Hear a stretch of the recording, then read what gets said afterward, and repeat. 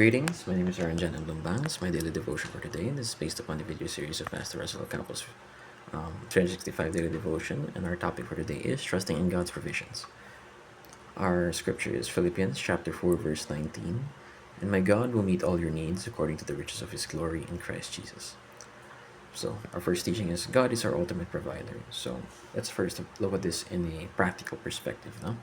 So, let's not imagine that the blessings of God literally fall from heaven, then land right on our feet or in our hands. No?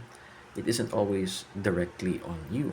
No? Yung mga blessings. So, He's a provider in the sense na hindi laging direct sa'yo. And from my studies, ngayon, alam natin na merong, or alam ko mismo, or share rather, na ginagamit niya yung kapaligiran natin kasi connected tayo sa kapaligiran natin. Our environment is an extension of ourselves. In that sense, He blesses our environment that we may be blessed as well. So, an example of that would be in the circle is that sabihin natin na walang trabaho ang magulang mo, definitely affected ka dun. He works in the same way but in blessing. So, look at this. It is He may bless your family, friends, bosses, those who work in your family, children, and majority of the time, or a lot of the time, or sometimes, God uses other people in your life to bless you. So, in that sense, through them being blessed, those blessings reach you. And our ultimate provider is God. Hence, it is logical to then directly ask God for provisions and help, and for provisions and help. So this should be held in good practice now. And of course, this does not only extend to them, but also you as an individual. Now, you may be used as a blessing to others. Now, let's move on to our second teaching that God never runs out of provision. So, di nauubusan ang Diyos sa mabibigay niya sa atin, sa mabibigaya na maibibigay niya sa atin. Infinite, limitless. So, God has no problem in giving you blessings, but the problem lies with us. No? What does that mean? So, meron tayong limit. Limitado tayo sa pagtanggap natin ng blessings. Isipin mo, may limit tayo sa pagtanggap ng blessings. Parang impossible, di ba? It's close to a paradox, pero it's completely possible and realistic. Kasi minsan pag sobrang yung pagpapala natin, ang pagpaala sa atin ng Panginoon, nagkakasala tayo o lumalayo tayo sa Diyos. So, an example would be promotion, di ba?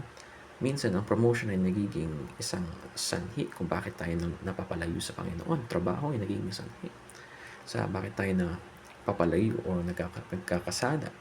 So, achievements and blessings may cause us to be even worse. Let's say that. Na sobra, medyo pwede ka maging mayabang. Pag sobra naman, sobrang taas naman tingin mo sa sarili mo na hindi ka na maghihingi or hindi ka na magdadasal, hindi ka na lalapit sa Panginoon dahil akala mo, ikaw na ang pinakamagaling. Parang mali. So, we cannot manage God's wealth. It's a quote that I'd like to point out na sinabi ni Pastor Russell Campo na very true. We cannot manage God's wealth, but we can ask a fraction of wealth from God, which we can manage. So, another example of why this is true na God never runs out of provisions, but provisions are able to be harmful or more of a curse at this point. Sabihin natin, nanalo ka ng lottery, no? Jackpot. A majority of the times, our problems are solved by money. But sipin natin yung eksakto na kaya mo ng lahat bilhin, kaya mo ng lahat kunin, kaya mo lahat gawin gamit pera mo, no? Anything that uses money as a currency or value, pwede mong gamitin doon. So, sabihin, nag-away kayo ng magulang mo. Pinili mo na lang pumunta ng ibang bansa, no? Tapos nagkaroon ng anak, tapos nagbuo ka ng ibang pamilya. Parang there is an opening for sin because of this. Na through this blessing na magiging kasalanan mo pa. Blessing na nga, no? Naging the blessing of God, naging nagamit mo pa para sa kamalian. So, it's very possible na yung mga blessings na binibigay ng Panginoon or na nagagagawa pa nating rason o sanhi na bakit tayo nagkasala. In that sense, we are unable to manage the wealth that God has for us, that God is able to give us. And let's look at number 3. Next teaching is God is generous to generous people. So, God blesses people in the sense not only spiritually. Alam natin kasi madalas yung blessing na binibigay sa atin ng Panginoon o yung laging pinapoint out is spiritually or mentally or in our life strength. Parang ganun. But God also blesses materially. Na? in that sense, we must also learn to be content with the material things we have, na kung ano bang ipinagkaloob sa atin ng Panginoon na blessing, kaya natin tanggapin at wala na tayong problema doon. Rather, we are happy with it. We are content with it. And in order to gain more, you must be able to be content. If you're content, you're able to give. How does that connect? Sabihin natin, kontento ka. Paano ka magkakabigay? Paano ka makakapagbigay ng pera o kahit ano man kung di ka kontento sa dami ng biyaya mo ngayon o pera mo ngayon? No? So, if you have too little money, you're not content, definitely. So, di ka makakapagbigay.